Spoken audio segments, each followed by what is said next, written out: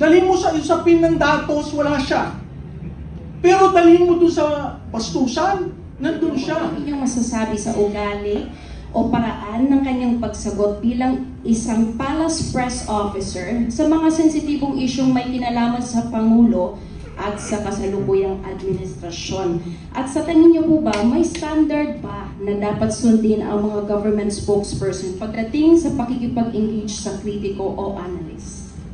Ano ba yan? Magpapalagay ako kay BFF yan. Sinabi ko sa kanya, kumuha ka ng Comms 101. Sender, noise, receiver. Siya ang sender, siya rin ang noise. Kaya yung receiver, hindi mo intindihan yung sinasabi niya. But levity aside, nagtrabaho ako nung panahon ni Presidente Cory, Presidente Ramos, sa OP. At doon ang mga panahon na katangi-tangi ang uri ng pagiging spokesman. Marunong humarap sa tao, malumanay, hindi siya ang storya, ang pananalita ay tama, ang tonality ay tama, hindi pampalengke.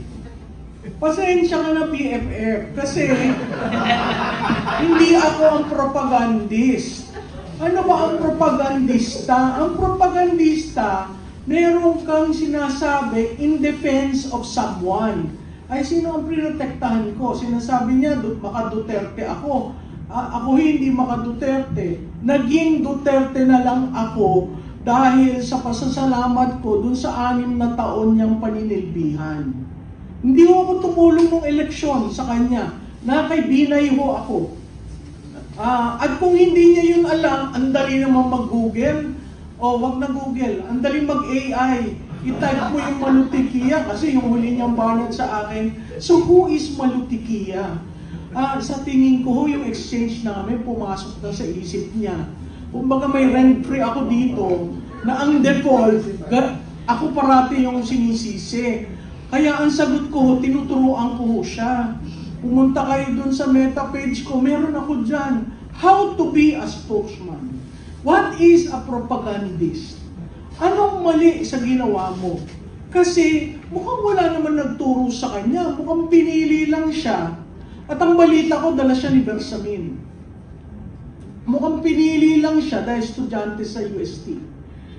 Pinili lang siya. At ang default niya, sisihin ng Duterte. Saan ka naman nakakita ng spokesman na ganon? Diba? Si Duterte na nasa dahig, sisisihin mo. May narinig ka ba dito sa amin na nagpropaganda kami para kay Duterte? Ito'y partido niya. Pero simula na nagsimula tayo, walang nagbabanggit na ang mga Duterte magagaling. Walang ganon. Pero siya, ganon. Ang ina-address ko sa mainstream media, pag kayo nagtanong ng tanong, siguraduhin niyo sagutin niya. Kasi kasama kayo sa propaganda. Kung i-accept niyo yung sagot niya. Perfect example, what do you think about incapacity? Sinagot ba niya? Hindi. Ang pivot niya ay ang mga Duterte, dapat tanungin yan. Yung mga yung baha, nagsimula sa mga Duterte. Kaya nung tinatanong ko siya sa datos, hindi nga siya spokesman. Ang pangalan niya, Press Information Officer. Information. Dalhin mo sa usapin ng datos, wala siya. Pero dalhin mo doon sa bastusan, nandun siya. Diba? Ang tanong ko sa mga nasa Malacanang, hindi nyo ba ginagalang ang institusyon ng presidente? Hindi nyo ba ginagalang yan? Kasi hindi lang kayo ang mag-occupy yan. Ipapasa nyo yan sa susunod na liderato. Anong ipapasa nyo kung yung institusyon sira? Dahil kay Claire Castro. Dadaling ko sa kanya. Kasi nakakahiya. She is not communicating. She is the propagandist.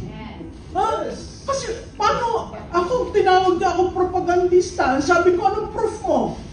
Ako ba'y binabayaran ng mga Duterte? Hindi. Kliyente ko ba sila? Hindi. Kaya nga ang sinabi ko, ako'y Pilipino, mahal ko ang bansa ko, magkokomentaryo ako. Hanggat ikulong ako ni John Wick Remulla. Diba? Kasi inciting to sedition na, wala mga ako sinabi na ibagsak ang administrasyon. Ito, example lang. So, really, ang appeal ko kay Secretary Dave Gomez, si Dave Gomez is a man drilled on communication, crisis communication. Pwede ba alsin nyo na siya? Kasi kung gusto nyo makabawi ang Pangulo sa tiwala, trust rating, trinat namin yan. Simula ba nung naging spokesperson siya, ano ang trust rating ng Presidente? Dumadaos-os. Partially because of her. Tapos yan ang magiging bridge mo sa various audience to explain a policy, a program, what is happening. Kaya yung mga beat reporters sa Malacanang, natutuwa ako dahil maanghang lang na magtanong. Ito bang approach mo? Alam ni Presidente, kay Ivan Mayrina ng GMA7, saludo ako sa'yo, tinanong mo. Anong sinagot? At a-accept niyo yun as gospel truth? Nakakahiya naman po dahil ang institusyon ng Presidente, hindi lamang kayo ang mag-o-occupy niyan. Sang total ng lahat ng naging Presidente. At kung titingnan niyo yung mga spokesperson ng previous President, napakagagaling, malumanay, hindi sila ang unang mapikon. O dun sa exchange namin, sabi ko nga, mahina ito eh. Maglagay ka ng trap, kinakagat. Diba? Ilang beses ako nag-trap. Kaya alam kong hindi marunong sa messaging, hindi marunong sa comms, kasi kagat siya ng kagat. Tapos ang depensa niya, sarili na niya. Diba?